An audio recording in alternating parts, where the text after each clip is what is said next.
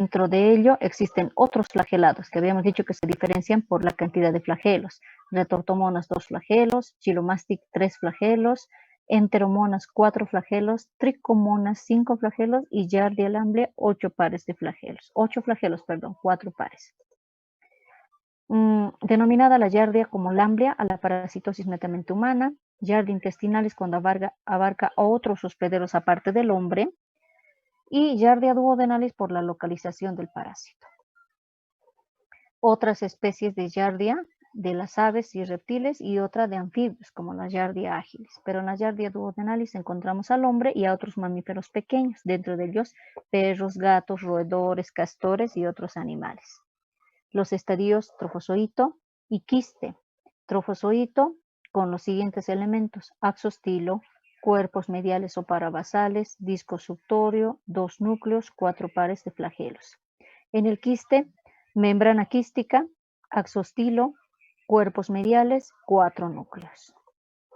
Dentro del ciclo evolutivo, ciclo monoxénico, con un hospedero habitual, vía de ingreso por la boca, ingresa el quiste a través de alimentos, agua, manos o suelo o vectores.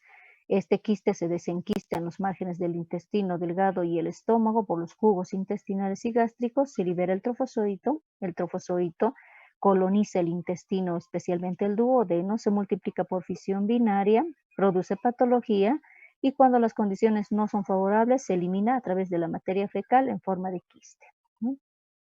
En la epidemiología, aparte del hombre, la población más afectada son los niños.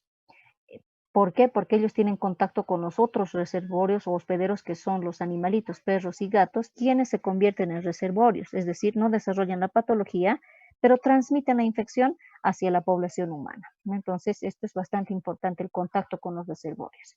Acciones parasitarias. ¿Qué acciones parasitarias produce la Giardia? Dependiendo de la carga parasitaria, o sea, de la cantidad de Giardias que lleguen hacia el intestino, depende la masiva colonización. ¿Qué hacen? Fijarse al epitelio intestinal con las ventosas que tienen, que se ven aquí arriba. Estas ventosas son elementos de fijación bastante fuertes, entonces viven así adheridas al intestino delgado, al duodeno. Mientras más cantidad de estas haya, mucho más fácil el desarrollo de la patología, porque estas evaden las barreras naturales. ¿Cuáles son las barreras de defensa natural? Secreción de moco, peristaltismo, proteasas y lipasas, sales biliares, la flora microbiana normal y las células de la primera barrera de defensa, o sea, los macrófagos. ¿Cómo producen daño? El primer mecanismo es obstruir las vellosidades intestinales para impedir que éstas absorban nutrientes. Esta acción se llama acción mecánica obstructiva. Otra acción, las Giardias eliminan diferente cantidad de enzimas. ¿Qué hacen las enzimas? Algunas bloquean la secreción mucosa, otras bloquean la liberación de péptidos entre célula y célula, otras bloquean la degradación de nutrientes, tanto de proteínas como de ácidos, jugos o diríamos ácidos grasos, es decir, impiden la degradación de los ácidos grasos, y otras producen una desregulación en la histología, produciendo aplanamiento o acortamiento de las vellosidades. Entonces, el problema resulta en un bloqueo enzimático, en una acción competitiva enzimática, una acción mecánica obstructiva y además una acción exfoliatriz, porque al no degradarse los nutrientes no se reabsorben por las vellosidades intestinales. Entonces el hospedero pierde nutrientes por causa de la mala acción de las vellosidades, ¿no? Por obstrucción de la Giardia.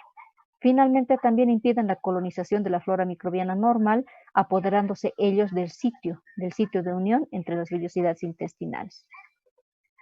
Aparte de ello, otras acciones también, como obstruyen las vellosidades intestinales, pueden obstruir los conductos del páncreas o de la vía biliar, el conducto coledococístico, que tienen sus orificios de salida a nivel del duodeno. Entonces hay obstrucción pancreática y obstrucción biliar, empeorando el proceso digestivo.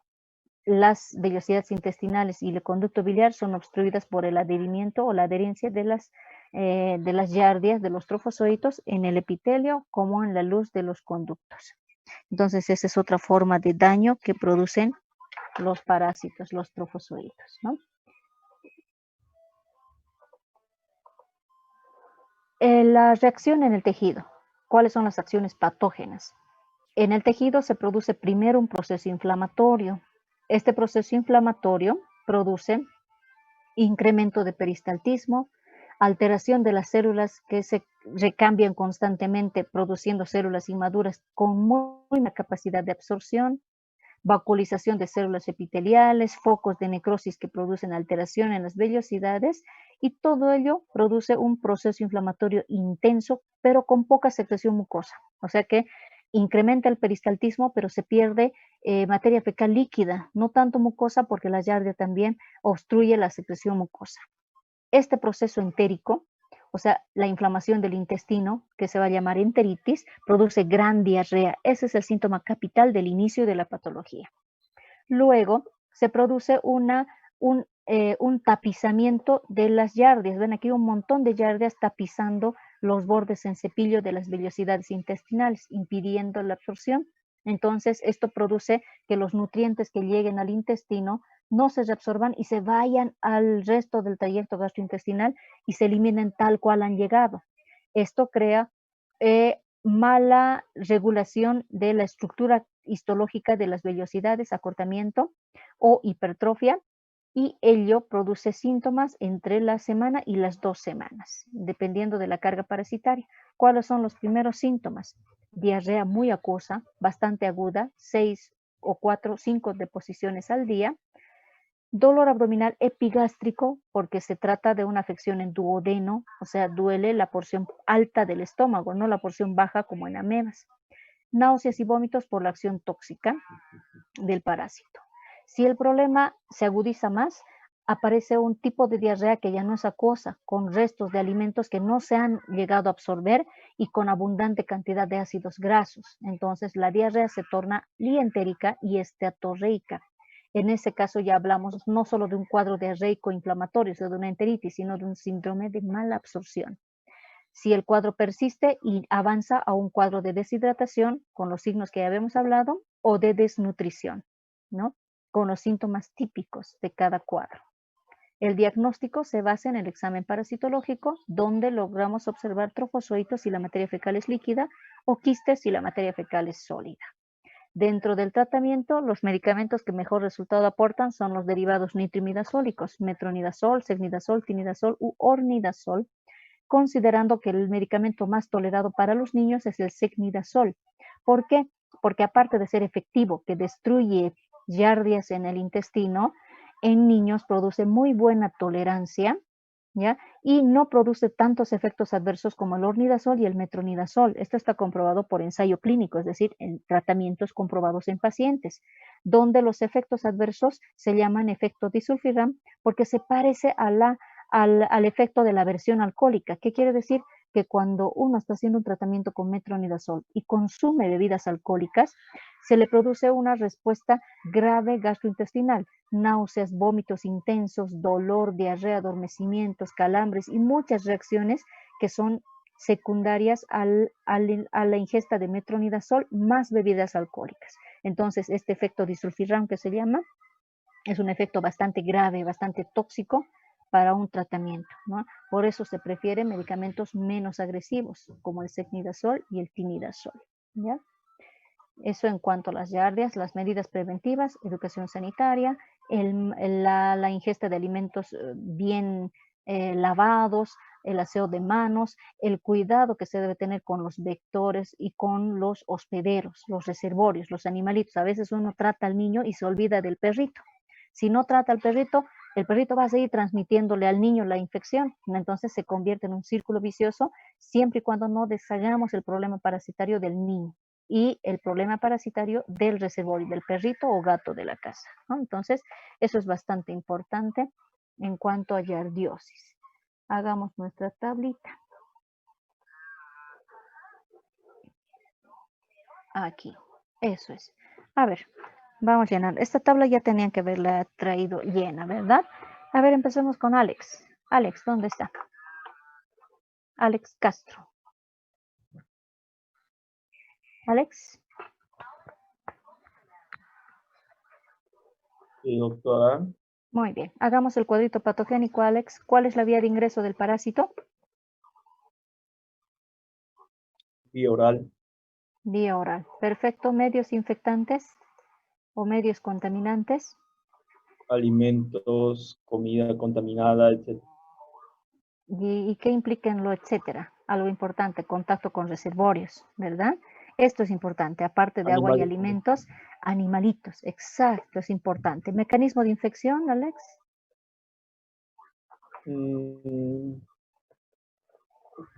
Fecalismo. Fecalismo, perfecto. Cualquiera que sea el medio contaminante, pues ingresan por fecalismo. ¿El elemento infectante? Trofozoide. No, perdón, el quiste. Quiste, exacto, quiste. Muy bien, gracias, Alex. Sigamos con Ahmed. ¿Dónde está Ahmed? Dígame, doctora. Ahmed, tipo de ciclo biológico. No puedo hablar, doctora, es que me siento un poco mal de mis amigos. Oh, está resfriado. Ok, no hay problema. ¿América? Va a disculpar, No hay problema, doctora. no hay problema, Ahmed. América, sigamos. Ok, tipo de ciclo biológico, América. Monoxénico. Monoxénico, muy bien. Tipo de hospedero, en este caso estamos hablando del hombre. Del hombre Ajá, el hombre sería habitual. habitual, perfecto. Y si le consultara qué tipo de hospedero es el perrito, Reservorio. reservorio, perfecto. Muy bien, entonces el hombre es hospedero habitual. Hábitat del parásito, América. Intestino delgado, duodeno. Duodeno, perfecto, América. Duodeno. Elemento patógeno, El trofozoito. trofozoito. Muy bien, gracias, América. Sigamos, Enrique. ¿Dónde está Enrique? Muy bien. Sigamos, Enrique, vía de salida del parásito. Vía rectal. La vía por materia fecal, Materia ¿no? fecal. Muy bien. Elementos de diagnóstico, El quiste también. solo el quiste, Y el trofozoito, los ambos. trofozoitos, ambos, ¿no? Dependiendo de qué. ¿De qué dependerá De encontrar que la materia fecal sea líquida o sea más espesa. o sea, o pastosa, ¿verdad? O sólida. Perfecto. Muy bien, Enrique. Perfecto. Sigamos. Juan. ¿Dónde está Juan? Acciones parasitarias, Juan. ¿Qué acciones parasitarias produce el parásito? Sería tóxico-irritativa, doctor. Tóxico irritativa ya. ¿Otra acción?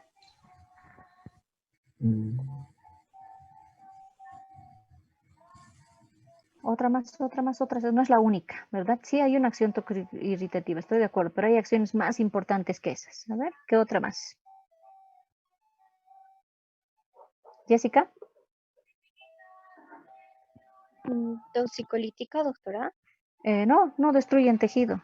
Lo que pasa es que irritan el tejido, que es diferente. Una ameba sí es histolítica, ¿verdad? Pero la Giardia no es destructora de tejido, no produce lisis de tejido. Pero ¿qué otras acciones más puede producir? A ver, cualquiera que quiera colaborarles. Mecánica obstructiva. Mecánica obstructiva, bien. ¿Quién está participando? Andrea, ¿no? Ok, Sí, sigamos, Andrea. Mecánica obstructiva, me parece bien. ¿Otra acción? exfoliativa. Exfoliatriz, ¿de qué tipo? ¿Directa o indirecta? Directa. Directa. Directa es cuando el parásito le quita nutrientes al hospedero, o sea, consume los nutrientes del hospedero. Esta hierbita tan chiquita consume, no, pero no le deja consumir, que es diferente, ¿verdad? No le quita nutrientes directamente, pero al bloquear las vellosidades no le deja absorber. Eso es acción exfoliatriz indirecta, ¿recuerdan? Exfoliatriz indirecta. Ya, otra acción más.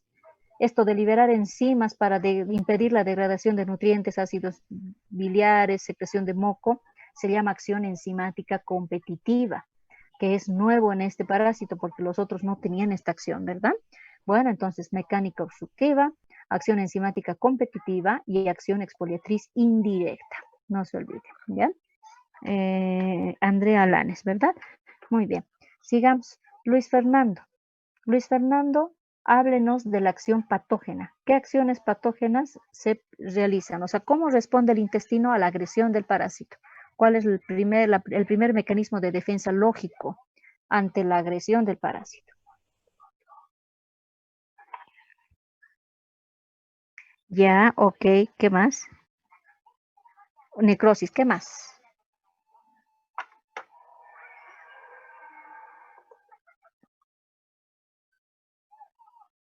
Está bien, hay dificultad de absorción, ya. Eso lleva un cuadro. ¿Qué más? Pero hay una respuesta lógica, una respuesta que es un mecanismo de defensa. ¿Cómo se defiende el intestino a la agresión del parásito? ¿Qué más? ¿Hay algo más por acá?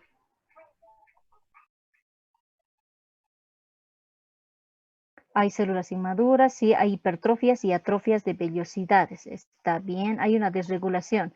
Pero no olvide que el intestino debe defenderse. ¿Y cómo se va a defender?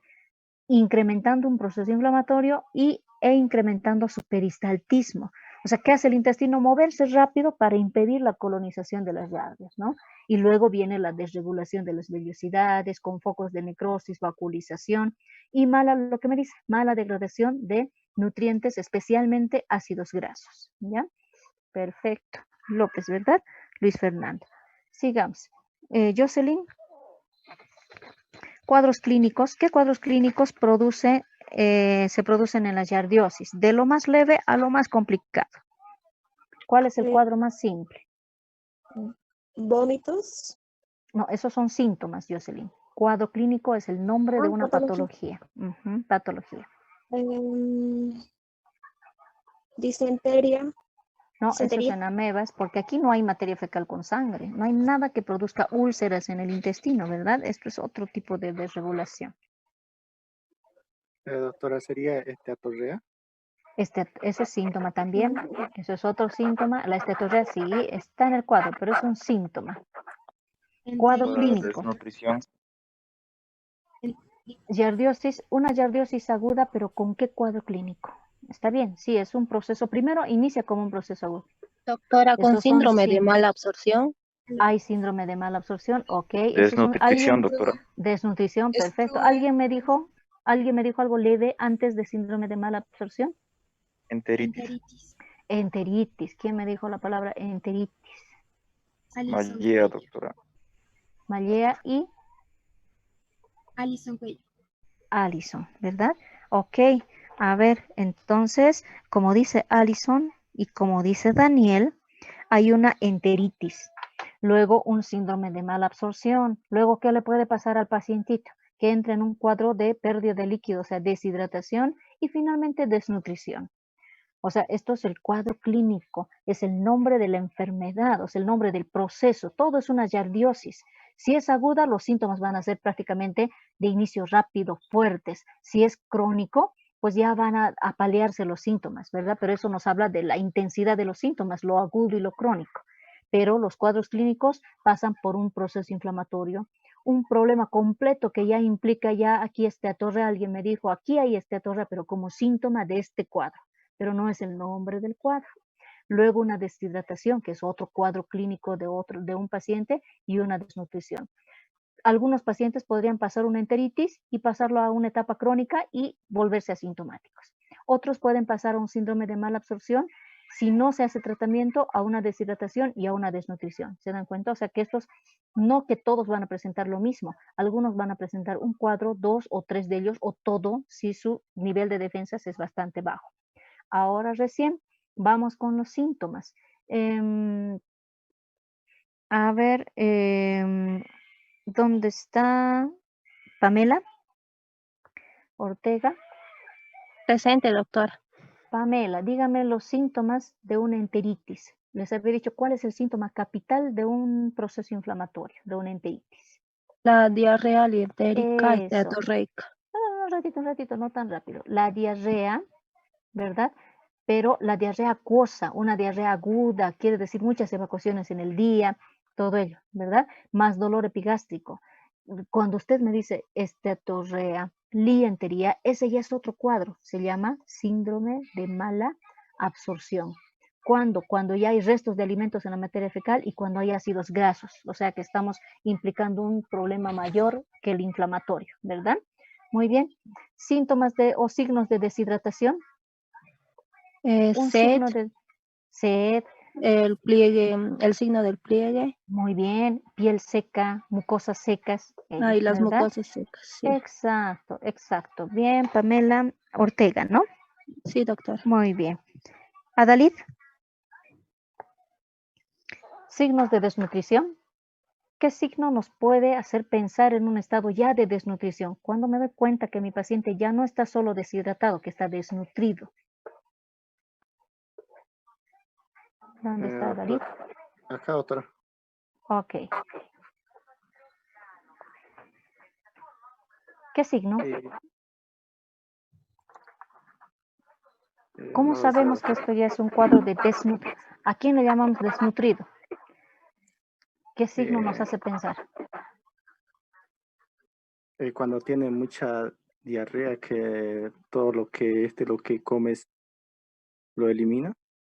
Eso es enteritis. Enteritis o síndrome de mala absorción.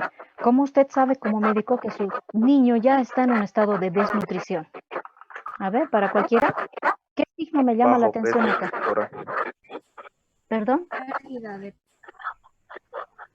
Bajo peso, exacto. Bajo peso, enflaquecimiento extremo, signos de avitaminosis. ¿Algún signo de avitaminosis, Luis Fernando?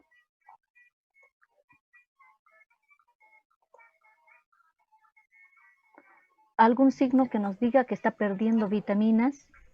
La alteración en el color del cabello. Eso, cambio del color en la piel, ¿verdad? Luis Fernando, ¿qué apellida? López, ¿verdad?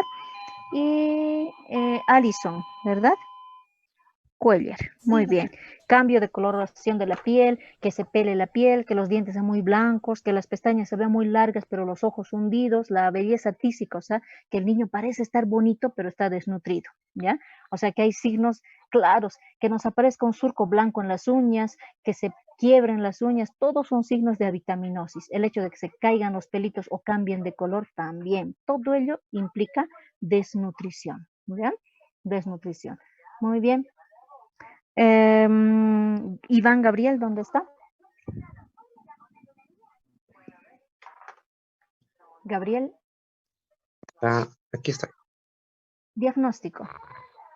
¿Qué método solicita para confirmar el diagnóstico? Coproparasitológico. Coproparasitológico. Mejor si es especializado o seriado, ¿verdad? ¿Qué encuentra en el parasitológico, Iván? Trofozoitos. Trofozoitos solo. También quiste. Quistes también. O sea, no se olviden que puede aparecer todo, ¿verdad? Todo lo que sea necesario. Muy bien.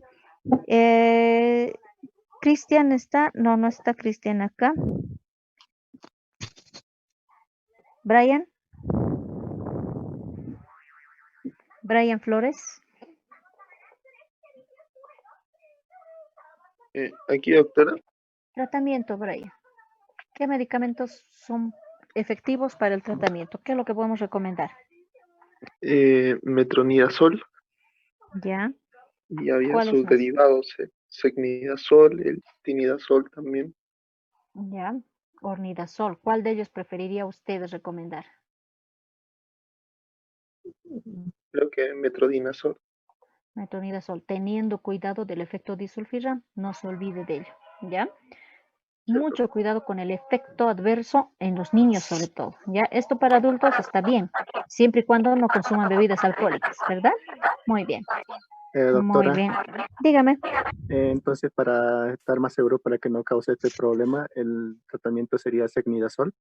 Mejor si es secnidazol para niños. Está bien, depende de la población, ¿ya? Okay. Muy bien. Leticia, Ilsen Leticia, ¿está por ahí? Aquí, doctora. Complicaciones, Ilsen. ¿Qué complicaciones se pueden producir en la infección por giardiosis? Si son capaces de obstruir vellosidades, ¿qué más obstruirán? Puede producir una sprue tropical, doctora, y tal vez una urticaria.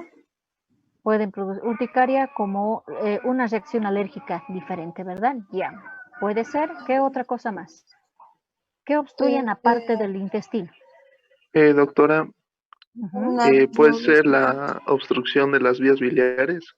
Obstrucción de vías biliares, sí. Vías pancreáticas también. Vía pancreática también, perfecto. Y otra complicación grave es la desnutrición, o sea, un estado grave de desnutrición es otra forma de empeorar el cuadro de un pacientito, ¿ya? Está bien, una reacción alérgica secundaria, una obstrucción de vía biliar, obstrucción de vía pancreática, todo ello. Entonces, está bien, están estructurando bien su tablita, vean que aquí faltan quizás muchas otras cosas que adicionar, ¿verdad? Pero lo importante es que tengan lo básico como para ubicarse en un cuadro de yardiosis, en el que vean los síntomas de un paciente y digan, ah, ya, esto me parece que es una yardiosis, ¿ya? Perfecto, entonces, eso es casi todo lo que corresponde a yardia. Ahora, otro grupo de parásitos importantes. Vean, dentro de esta tabla de los protozoarios intestinales unicelulares, hay un grupo más que son los esporozoarios, ¿no? Este grupo de esporozoarios implica un grupo de parásitos que, a diferencia de los otros tres, no tienen elemento de movilización, es decir, no tienen un aparato locomotor como los otros, no se mueven por nada. Uno de sus estadios se mueve, pero no todos. Este es un grupo bastante complejo, porque tiene características particulares. Son parásitos intracelulares obligados, son parásitos que tienen un ciclo biológico complejo y son parásitos que se multiplican por fisión múltiple, como los hongos a manera de esporas, es decir, una célula madre puede generar muchas células hijas. Por eso se le llama esporozoarios. Dentro de los esporozoarios tenemos 3 parásitos: Isospora, Cryptosporidium y Sarcocistis. ¿Qué sabemos de Isospora? Isospora es el primero de los coccidios esporozoarios, o llamados apicomplexa también. Según Attias los van a encontrar como apicomplexa, ¿verdad? Entonces, ¿por qué? Porque tienen un complejo apical bastante bien estructurado, es decir, una de las células invasivas tiene una estructura muy bien conformada como para invadir a las células sensibles y lisarlas o destruirlas o someterlas, ¿no? Entonces, eso es importante. Dentro de los estadios, uno de ellos es el ooquiste maduro, el que generalmente se encuentra en materia fecal como ooquiste maduro o como ooquiste inmaduro. Esto es precisamente una membrana quística llamado ooquiste, porque no es quiste verdadero, porque el blasto que tiene en su interior se multiplica. En un quiste verdadero, el interior de la célula no se multiplica, en este caso sí. Entonces, por eso se le denomina ooquiste, falso quiste. Este es el ooquiste, cuya célula hija se llama esporozoito. Y este esporozoito es el que es altamente invasivo, tiene gran capacidad de invadir una célula, someter a la célula y multiplicarse en el interior. Entonces, de allá deriva también el nombre de apicomplexa o esporozoito o esporozoarios, porque forma muchas células hijas llamadas esporozoitos. El ciclo biológico es el lado más complejo. Si solamente lo viéramos por la imagen de aquí arriba, parece muy sencillo, ¿verdad? Ah, bueno, viene de ingreso oral, vía de salida materia fecal y afuera madura, pero no es tan sencillo lo que pasa en el interior del intestino. Y revisemos un poquito detenidamente lo que pasa en el interior del intestino de una colonización por isospora. Cuando el parásito es eliminado a través de la materia fecal, habitualmente el parásito se elimina bajo la forma de un ooquiste, la forma que les decía hace un momentito, esto. Una forma de una membrana con un solo blasto dentro. Ese es el ooquiste inmaduro. Parece un ojito, ¿verdad? Como el ojo de cualquier animalito. Este ooquiste en el medio externo debe madurar. ¿Cómo lo va a hacer? Este ooquiste primero forma en su interior 2 células hijas que se llaman blastos. Vean, aquí hay un blasto y aquí otro blasto. Entonces se llama ooquiste con blastos, con 2 esporoblastos. ¿Vean? Luego, al interior de los esporoblastos se inicia un proceso de multiplicación. Ahí dentro, ¿ven? Empiezan a formar pequeños esporoquistes.